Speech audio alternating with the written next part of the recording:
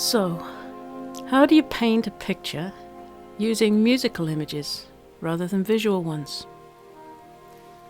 Is there a language of music that is instantly understood, or is it sometimes helpful to have an interpreter?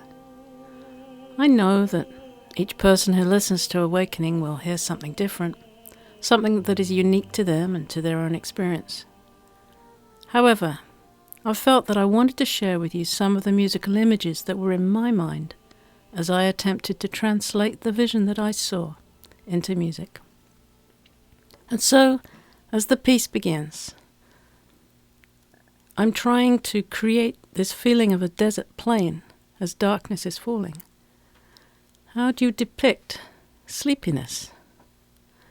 Well, the sound that immediately came to my mind was of something still but also meandering. I was trying to imitate a kind of groping in the dark.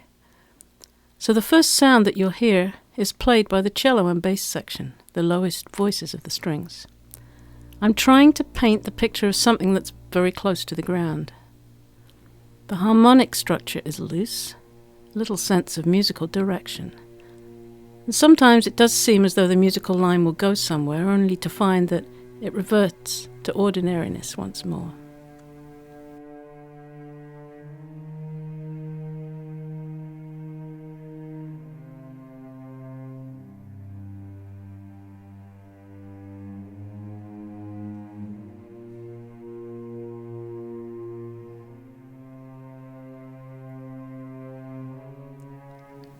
I chose to use the sound of human voices throughout the piece. The story is about people like you and me, and the presence of the voices is an invitation to the listener to take on the role of those who are sleeping and to feel that place of drowsiness. The voices don't sing any specific text. Mostly the words are made up, but rather they represent a human presence throughout the piece.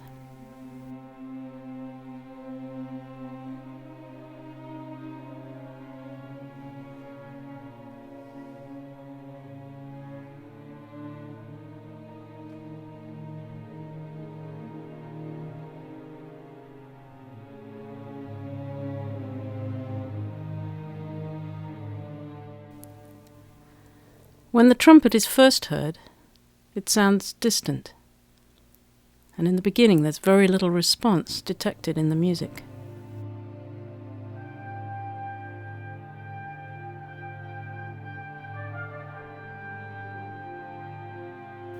But then you hear the trumpet again, and now it's a little louder and it's come a little closer. Listen for the response in the strings. The notes rise up a little, as though heads are looking up to see what is happening.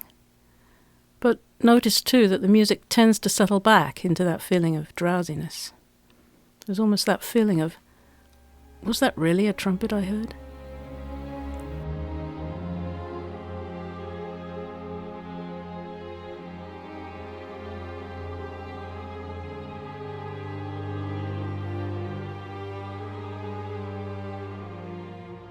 After the trumpet sounds for the third time, listen for the quickening heartbeat of the people as the notes in the strings become faster.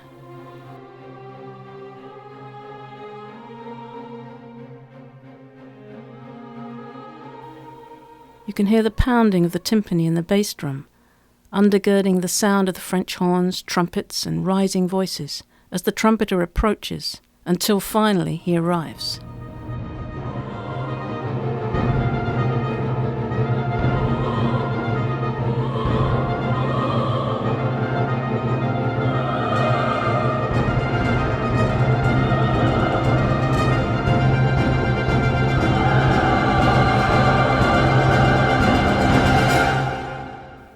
And he plays alone.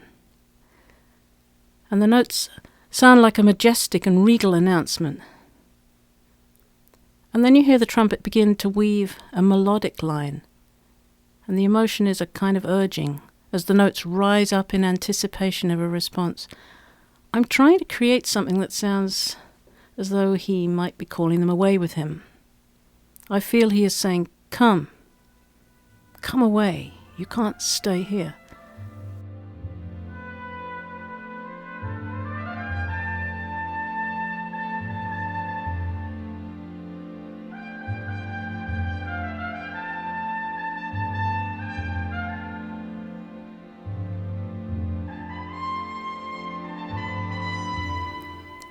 However, listen to the voices responding as they are drawn into what he is playing. They are awakening, being stirred by the call in the music.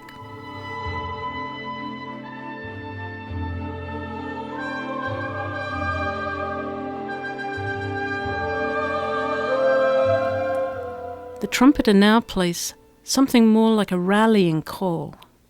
He calls and then he's answered by other trumpets, those ones that had arrived with him, also on horses, but they've held back. They're poised on the edge of the camp. It seems that he's now preparing them for his command to ride into the camp. "Are you ready?" he plays. "Yes, we're ready," they respond.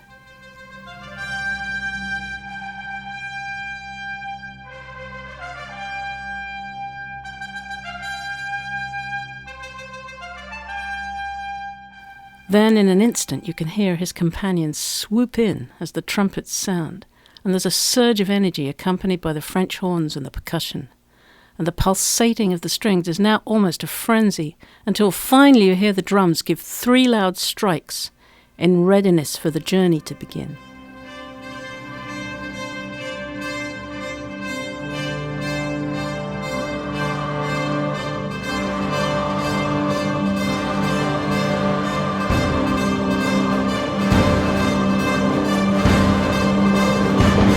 With a strong downbeat of the timpani, the ride begins, the strings carrying the energy and movement through their fast-moving eighth notes.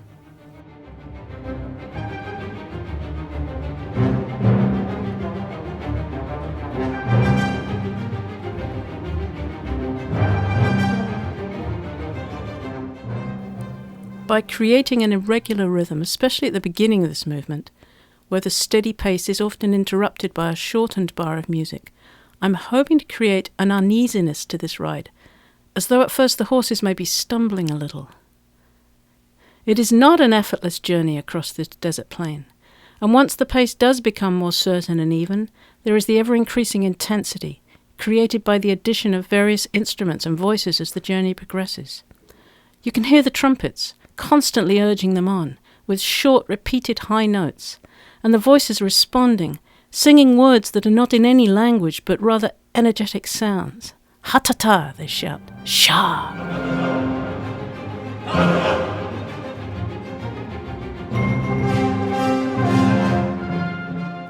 This all adds a percussive sound to the mix, by which I am trying to create as much energy and excitement as possible.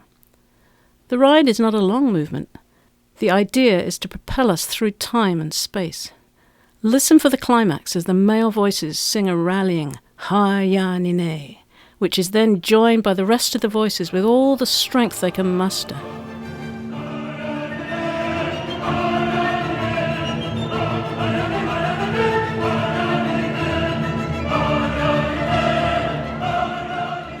Finally, all the voices exclaim, Hasha, Hasha, Hasha Yeshua, and the fast repeated notes in the orchestra hurl us into the realm of the next movement.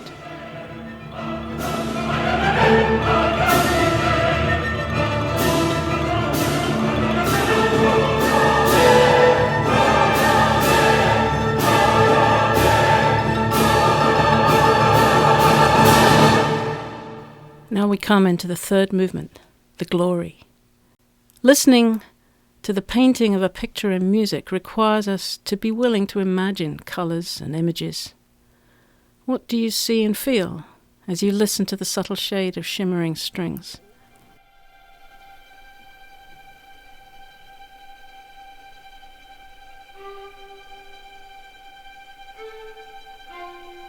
Are you aware that the steadiness of time has disappeared, and that now everything seems suspended, with very little distinct pattern to the short notes that the strings are playing?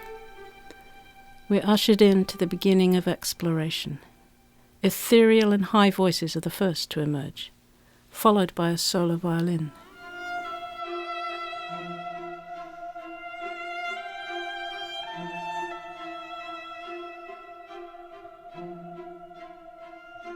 You might want to allow yourself to step into the violin solo, as though it is you who is entering deeper into this new place. What do you see and hear?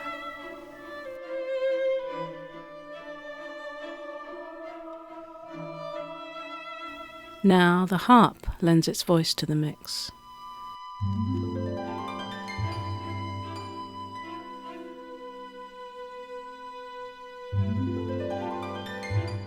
And then the tremolo of the double basses.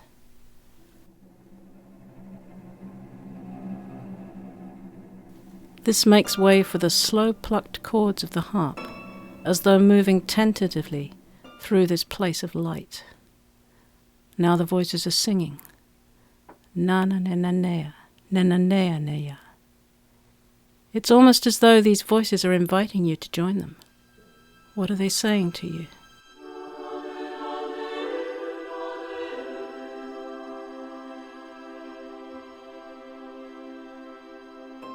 As you move further in, listen for the clarinet solo, and then the bassoon. Each instrument unfolding like a flower in front of you, as they continue to play as a duet.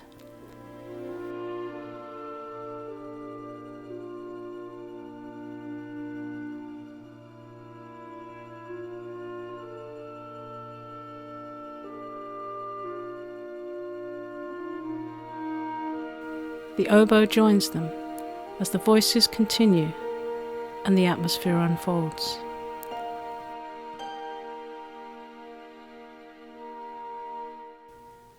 Even though we may not see blue or red or shades of yellow, you could try to imagine that each instrument represents some aspect or colour of this new realm. Let the instruments paint a picture for you as you begin to realise the many dimensions of this place.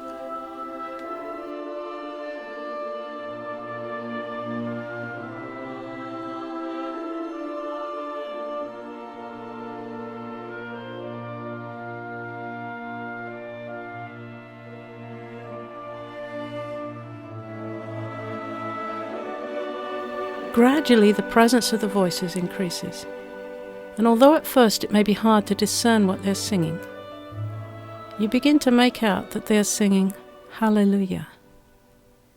It is beginning to be apparent that this realm is far from earthly. And while the music crescendos, there's a gathering up of the voices and instruments as a more rhythmic pattern begins to emerge. You might even want to join with the boys' choir as they sing Hallelujah, repeating that 2-bar phrase over and over.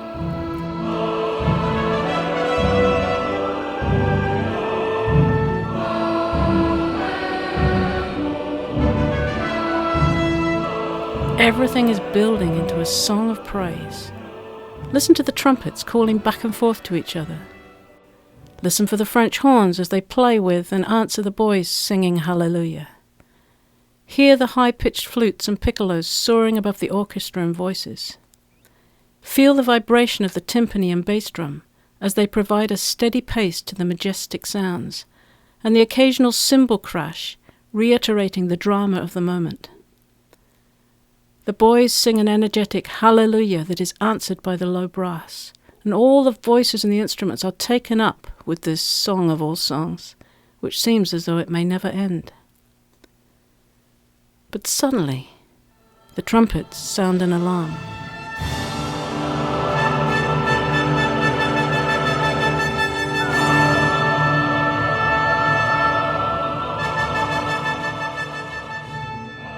And an abrupt interruption cuts off the voices, as the percussion begin to evoke the imagery of violence and war. The rhythm is random, as though each drum is fighting for its own place and right to play. Then voices, as though from far away, begin to sing, or almost scream, Salva me, save me.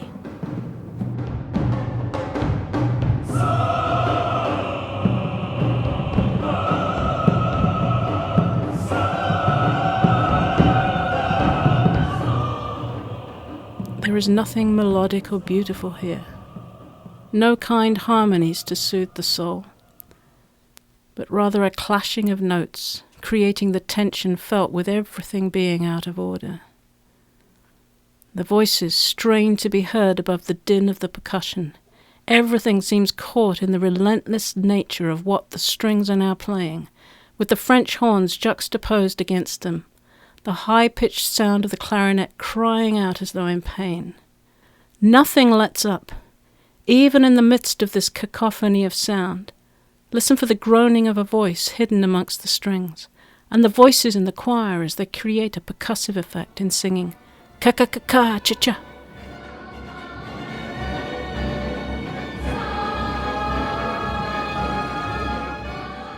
Driving towards a climactic ending until the voices heave one last downward sigh.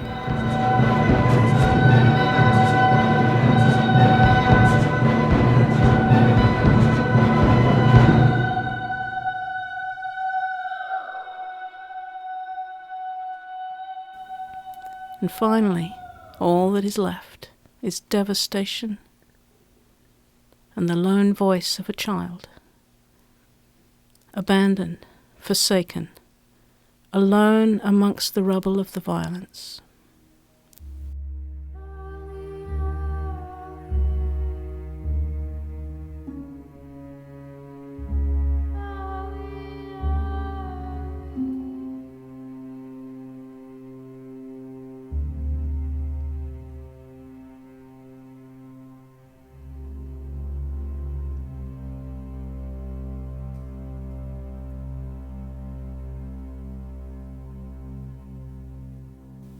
Eli, Eli, my God, sings the child.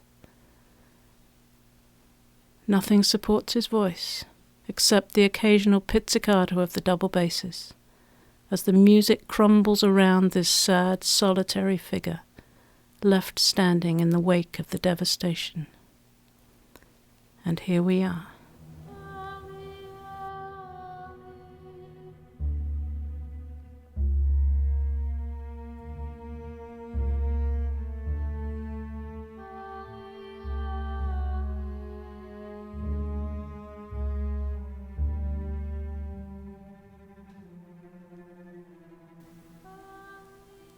And we come now into the last movement. And I find myself asking, what has this all been for? This awakening and this journey to such a glorious place, only to find ourselves facing the devastation of this present scene. A moment of silence follows, and then the trumpet begins to play once more.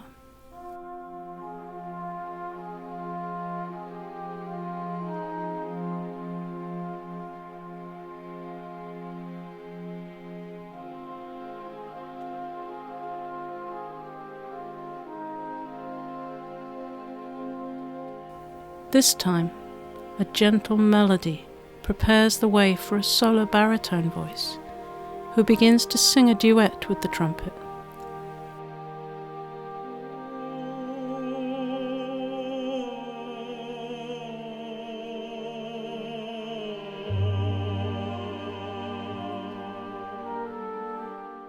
At first the voice seems to be weeping, but then he begins to sing, "Comfort my people." The voice rises and falls, accompanied by the strings. Listen for the oboe solo, playing as though in response to what is being sung.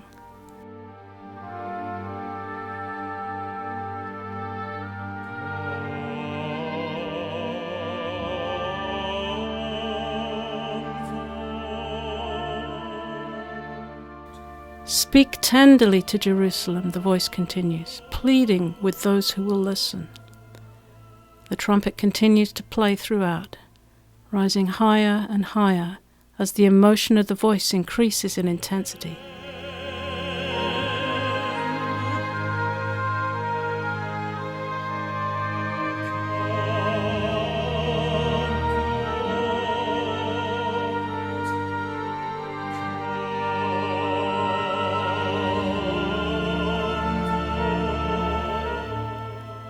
As the composer, I feel that the whole journey has really been for this moment. It has all been preparation to elicit a response from us. As the baritone sings the final phrase, "Speak tenderly to Jerusalem," the children then begin to sing, accompanied by the pulsating heartbeat of the strings. Hineni, they sing.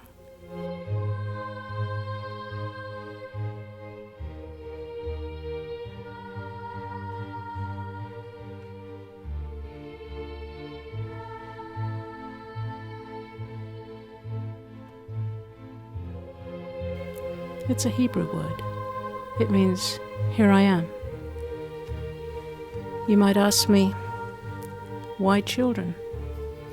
Well, for me it always seems that those who can respond in childlikeness of heart are the ones who lead the way for all of us. And gradually we are drawn into this hineni as it builds into a procession-like movement, which after a dramatic crescendo finally breaks into the major key as though the resolve has been made. Here I am, send me.